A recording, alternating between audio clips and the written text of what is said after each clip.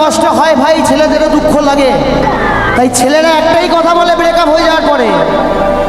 চাঁদের মতন মুক্তি যখন হাসত নয়ন জলে, আদর কইরা মইসা দিতাম গারে